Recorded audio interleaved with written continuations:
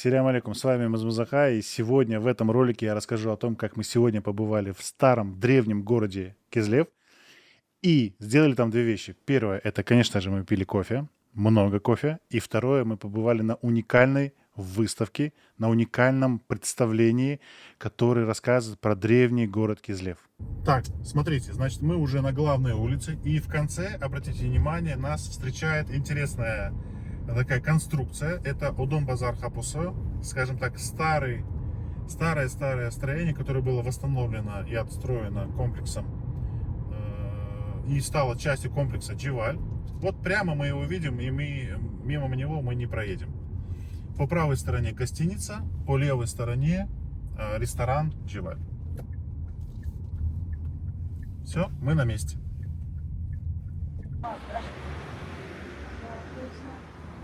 Алло, Вячеслав, доброе утро. А вы уже наверху? Ага, да, я поняла, жду, говорят, да. Ага.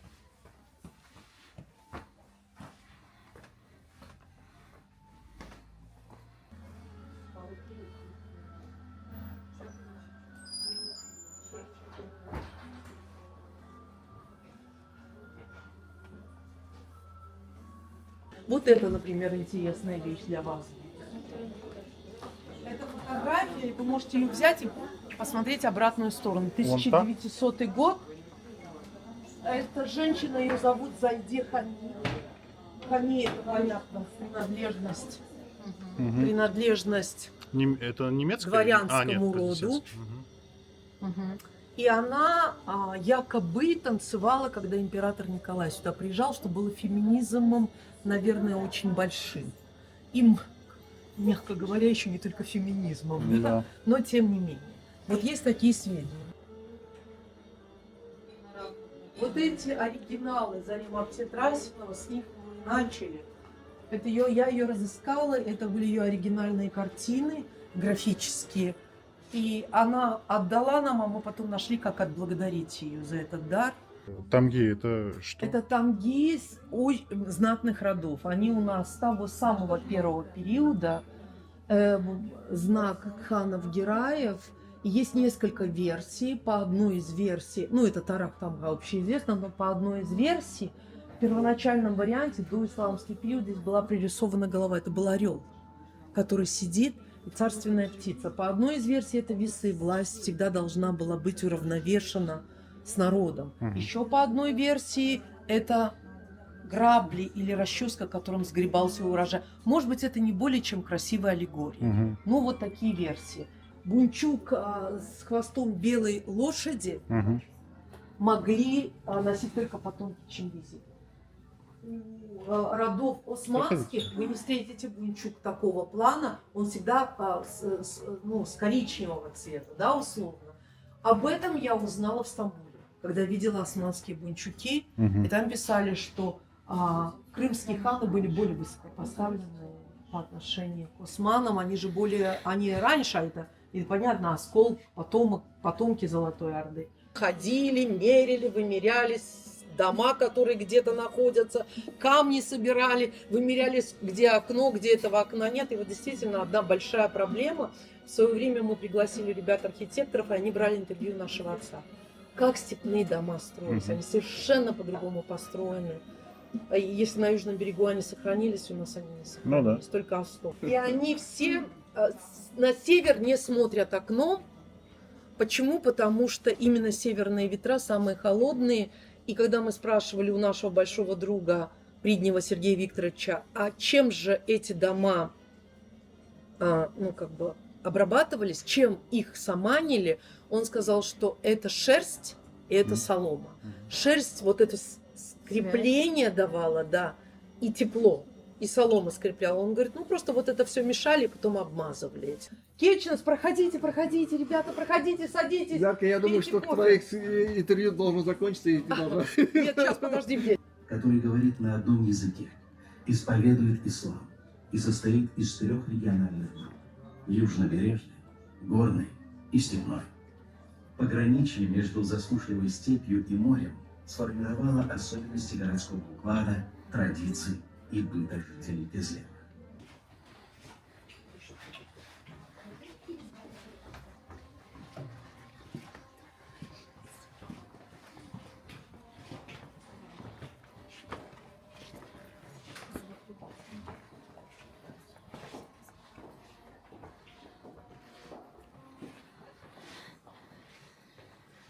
Кизлев просыпается от призыва к молитве Эзана, который каждое утро перед рассветом звучит из мечети.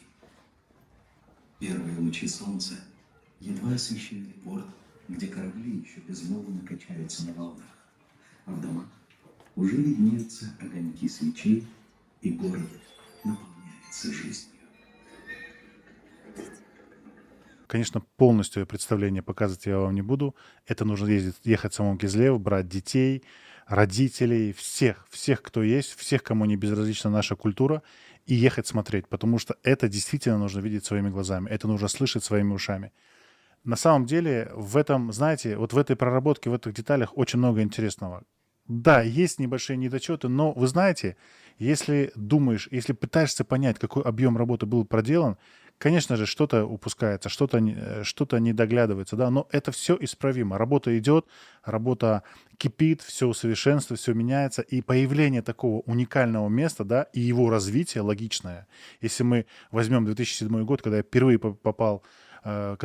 побывал в Удон-Базар Хапусы, на меня это просто произвело впечатление. Это кофейня, это аутентика, это этот интерьер, эти старые вещи, каждый со своей историей. Тогда на меня это произвело такое впечатление. Хотя я был сильно моложе. Это сколько лет уже прошло.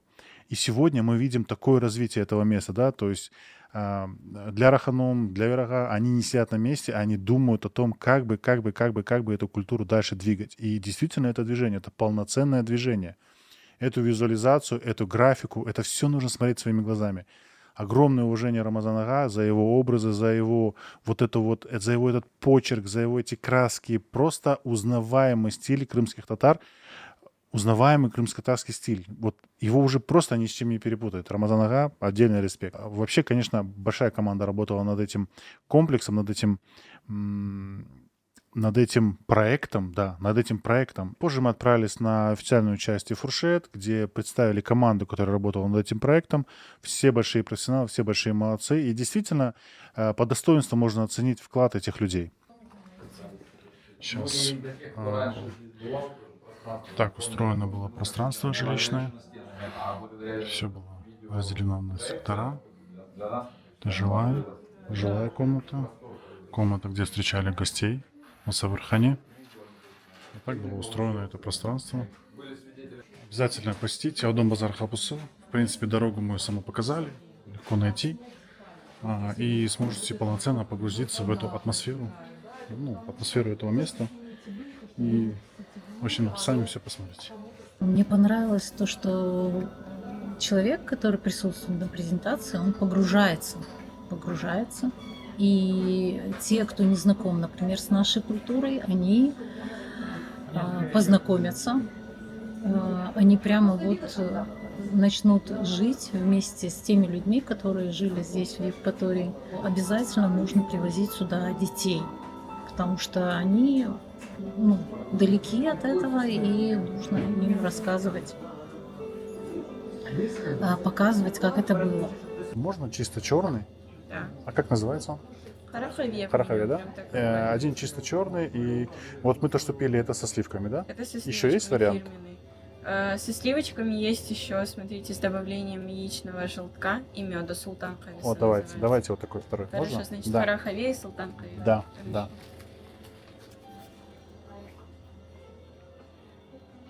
Сейчас попробуем фирменный кофе. Султан Хаве. Интересно. Султан хаве, Да. его перед употреблением обязательно размешивайте. Это вот эту красоту нужно будет размешать, да? Да, к сожалению. А можно харахави Да. тоже мне? Я вот харахави попробую. Ага. Это то, что мы с моей сестрой спорим, да? Я люблю фильтр кофе. Да. Она говорит, это неинтересно, это невкусно. И вообще, надо только традиционно пить. Ну, я пока больше на стороне вашей сестры. Но сейчас Я будем... тоже всегда за традиции был. И всегда я вообще раньше изначально считал, что самое сложно приготовить кофе в Джезве. Так, сейчас так не считаете. Я понял, что это самое простое.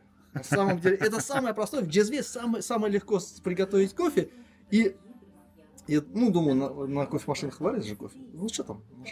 Оказывается, это намного сложнее, чем в Джезве. Это там все секунды, все помолся, все. В Джезве насыпал. Вообще, мне кажется, что нельзя говорить, что что-то сложно, что-то просто, да. То есть, если вы делаете все по правилам, то это становится просто. Если вы не знаете, как это делать, это будет сложно. Мне кажется, У нас такая кофе задача. остывает. Да, у нас остывает кофе.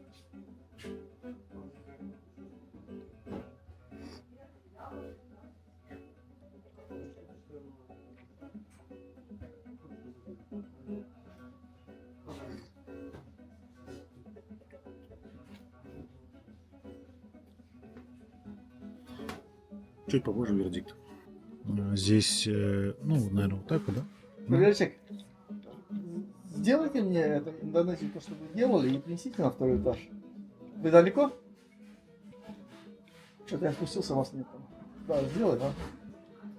Я в кофейне на втором этаже. Ага. Судя по виду, очень плотный напиток получился.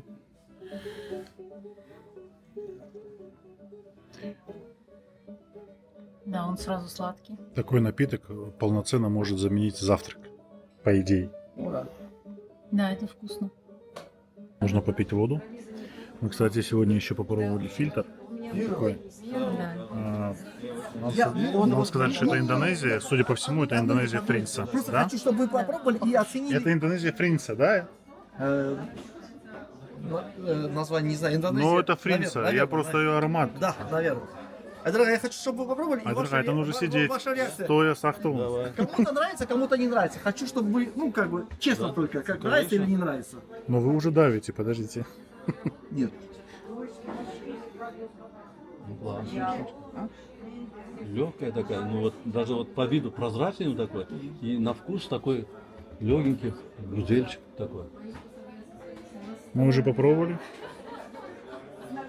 Я думаю, в любой компании можно пить и в любое время. Но мне кажется, это утренний такой кофе, когда вышел там, солнце светит. Не знаю. Но это важный момент. Просто я же поэтому спрашиваю вас. Харахаве 160 рублей стоит.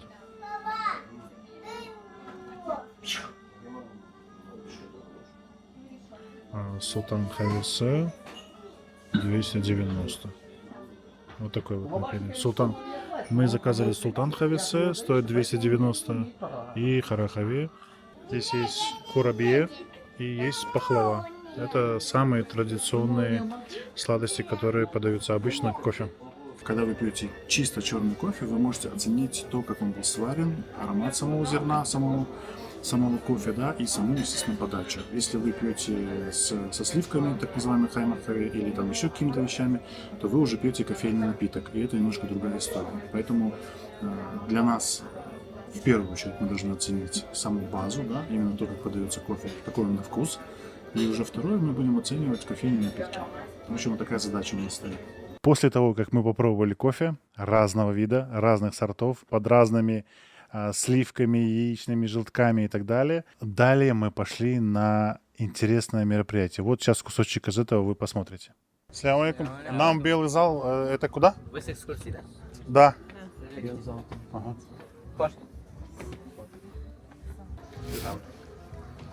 Ассаляму алейкум. А почему там люди сидят? Потому что презентация еще не началась, она в час Все. час ожидания. Все. Мы пока осмотримся. Вот это то, что вот на экране, вот это все, как это сделали, кто это так, ну, да, уходил. А что вот самое впечатлительное было? Эльдар? Что больше всего понравилось? Больше всего понравилось вот на экране то, что вот на сцене двигались фигуры, рассказывали, вот это очень понравилось, очень грамотно, четко, стиль там такой работает, да, вот мультик скажешь, не мультик, а классика, не классика, ну, очень стилизованно. Бег, Ну вот Миша Шипалдом, ты как люди такое могут делать?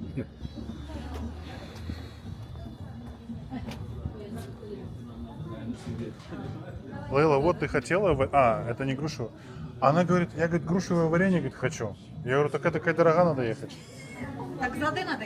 А дорога, что ли, варенье варить? Не, подождите, вы одно целое или нет? Как это мы одно целое? Мы два целых? 2 целых.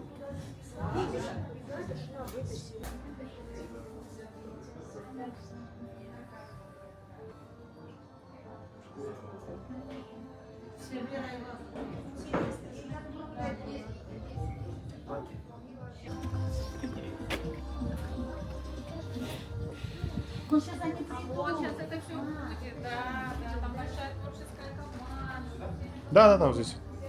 Саунс.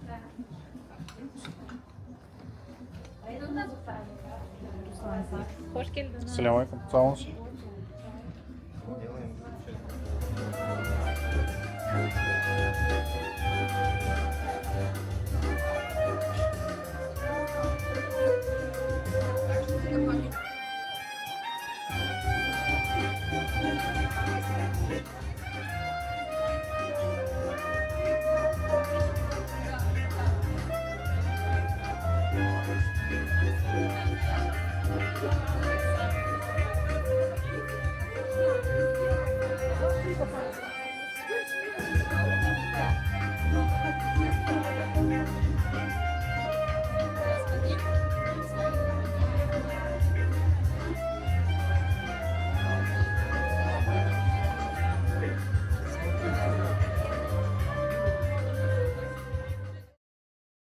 Так, в общем, вердикт. Значит, сегодня мы были в кофейне Удун-Базар Хапусы. Это старая кофейня в крымско-татарском стиле. Работает с 2007 года, если я ничего не путаю. И что интересно, в этой кофейне есть подача кофе в джезве, да, то есть традиционным способом сваренная. Мы попробовали 3 варианта. Один карахаве, так называемый, то есть черный кофе без ничего, то есть кофе и вода. Второй это кофе по-кизлевски, это такая база, то есть со сливками. И третий, по-моему, по-хански называется с яичным желтком. Так. Это вещь интересная, она делается мед, желток и кофе, да, варится.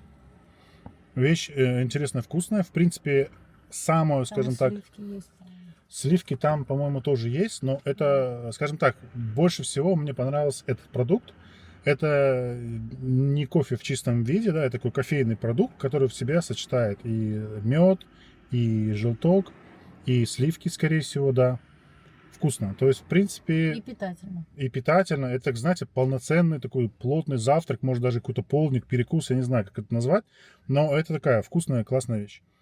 Я думаю, что 9 из 10 можно дать. Это довольно-таки высокая оценка, потому что продукт гармоничный, кофе вкусный, вот все вместе сочетается. Если говорить про черный кофе, есть небольшие моменты, но мне не хватило немножко плотности. Мне кажется, что немножечко кофе я бы больше положил, но это такое мое, может, личное предпочтение.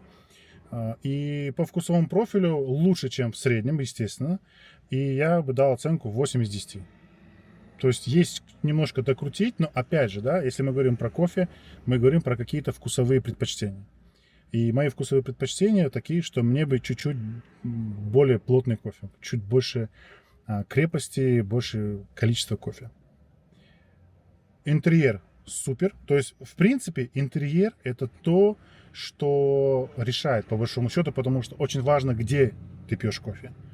И никаких вопросов нет к интерьеру. Все сделано классно, все сделано аутентично, с использованием натуральных материалов и так далее. Каждая вещь имеет какую-то историю. То есть, в принципе, Дживаль, кафе Удун-Базар Хапусы, вот это вот само место, это такая кофейня, куда нужно возвращаться и изучать детали, погружаться. То есть, это не просто кофе, это все вместе. Это такой ансамбль из ощущений, ансамбль из наблюдений, и во главе которого, конечно же, стоит кофейная культура крымских татар.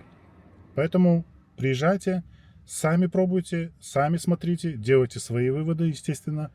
Ни на кого не смотрите, но главное, что посещайте, смотрите и наслаждайтесь этой культурой, которая сегодня, в принципе, является частью крымско-татарского народа. Да, обслуживание, кстати, и подача очень мне понравилось. Тебе что понравилось? Мне понравилось сегодня все. И погода такая вот не жаркая, и атмосфера, и кофе. Я в восторге. Мои рекомендации к посещению этого места. Да, и, кстати, еще что хотел бы сказать, еще где хотел бы сделать акцент, это сахар традиционный, да, то есть вареный сахар, это вода, то есть подается, и это сладости традиционные курабье и пахлава. Да. Вообще курабье и пахлава это такая, скажем так, мощная основа, которая стоит в такой основа кофейной культуры, кофейной традиции. Это тоже есть в Дивале. Там, в принципе, кофейная карта большая. Я ее показал в видео, вы, наверное, видели. Кофейная карта большая, поэтому есть из чего выбрать. Надо пробовать. Также есть чаи. В общем, всем найдется занятие.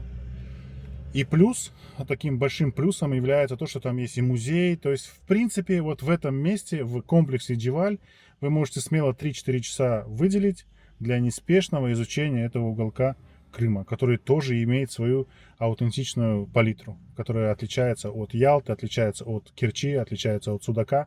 То есть и в этом, вот в этом разнообразии и богатство Крыма. Поэтому приезжайте, изучайте, наслаждайтесь кофе. Да. Пейте кофе с удовольствием. В конце что я могу сказать? Мы уже дома. Огромное количество положительных эмоций. Практически отсутствует усталость. И это несмотря на то, что мы с огромным количеством людей знакомились, общались. Действительно, я очень рад был видеть всех. И чувствую огромное чувство благодарности, что удалось побывать на таком мероприятии. И своими глазами видеть зарождение чего-то нового. Я думаю, что это новое даст положительные интересные плоды. Оставайтесь на канале. Салас.